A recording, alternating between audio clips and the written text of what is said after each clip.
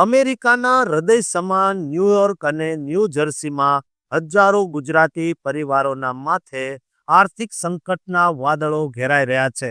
કારણ કે જે પ્રોજેક્ટ પર તેમની રોજીરોટી અને વેપારનો મોટો આધાર છે તેને જ રાજકીય અખાડામાં ફસાવી દેવામાં આવ્યો છે.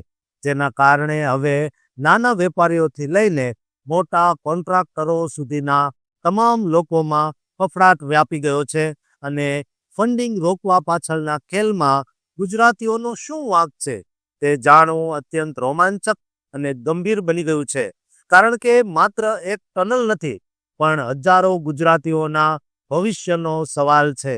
રિસર્ચ દર્શાવે છે કે ન્યૂ જર્સીમાં વસતા 1 લાખથી વધુ ગુજરાતીઓ માટે આ રેલવે કોરિડોર તેમની દૈનિક જીવનરેખા છે અને આ પ્રોજેક્ટ અટકવાથી તેમના પર સીધી આર્થિક અસર થવાની પૂરી શક્યતા છે.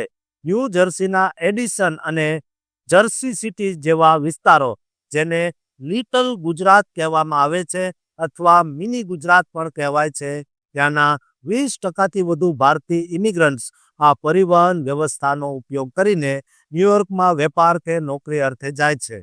જો કે 6 ફેબ્રુઆરી 2026 એટલે કે આવતીકાલથી આ પ્રોજેક્ટનું કામ બંધ થઈ જશે. તો જે 1000 કામદારોની છટણી થવાની છે, તેમાં મોટી સંખ્યામાં દક્ષિણી એશિયાઈ અને ખાસ કરીને ભારતીય મૂળનો ટેકનિકલ સ્ટાફ અને મજૂરો સામેલ છે. પ્રોજેક્ટ અટકવાના કારણે આ વિસ્તારમાં રિયલ એસ્ટેટના ભાવો પર નકારાત્મક અસર પડી શકે છે. કારણ કે ટનલના નિર્માણથી પ્રોપર્ટીના મૂલ્યો વધવાની અપેક્ષા હતી. મેયર જોહરાન મમદાની, જેઓ પોતે ગુજરાતી મુસ્લિમ વારસો ધરાવે છે, તેમણે પણ ચિંતા વ્યક્ત કરી છે કે આ નિર્ણયથી શહેરના નાના વેપારીઓ અને મુસાફરોને મોટો ફટકો પડશે. પુરાવા મુજબ આ પ્રોજેક્ટ સાથે જોડાયેલા 150થી વધુ સબ કોન્ટ્રાક્ટરોમાંથી ઘણા ગુજરાતી માલિકીની કંપનીઓ છે, જેઓ સપ્લાય ચેઇન અને લોજિસ્ટિકમાં કાર્યરત છે. જો ફંડિંગ અટકશે તો તેમનું પેમેન્ટ અટવાઈ જશે અને તેમના બિઝનેસ પર તાળા લાગી શકે છે. દરરોજના $100 મિલિયન સંભવિત આર્થિક નુકસાનમાં આ ગુજરાતી વેપારીઓનો હિસ્સો પણ ઘણો મોટો છે. કારણ કે તેઓ આ ટ્રાન્સપોર્ટેશન નેટવર્ક દ્વારા જ માલ સામાનની હેરફેર કરે છે. રાજકીય તણાવને કારણે જ્યારે ટ્રમ્પ પ્રશાસને $15 અબજ ફંડ રોક્યું છે, ત્યારે તેની અસર માત્ર સરકારી ચોપડે જ નહીં, પણ ન્યૂ જર્સીના હાઈ સ્ટ્રીટ બજારમાં પણ દેખાવા લાગી છે. નિષ્ણાતો માને છે જો લાંબા ગાળા સુધી આ વિવાદ ચાલશે તો 90,000 જેટલી નોકરીઓનું જે નુકસાન થવાનું છે, તેમાં ગુજરાતી સમાજના યુવાનોને રોજગારી મેળવવામાં ભારે મુશ્કેલી પડશે. આ પ્રોજેક્ટની નિષ્ફળતાથી ન્યૂ જર્સી ટ્રાન્ઝિટના ભાડામાં વધારો થઈ શકે છે, જે સામાન્ય ગુજરાતી પરિવારના માસિક બજેટને ખોરવી નાખશે.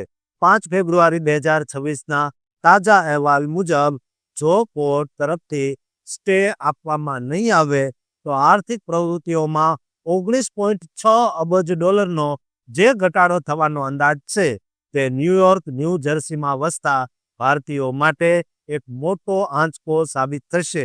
આમ, આ કાયદાકીય જંગ માત્ર 2 રાજ્યો વચ્ચેની લડાઈ નથી, પણ હજારો ગુજરાતીઓના આર્થિક અસ્તિત્વની લડાઈ બની ગઈ છે.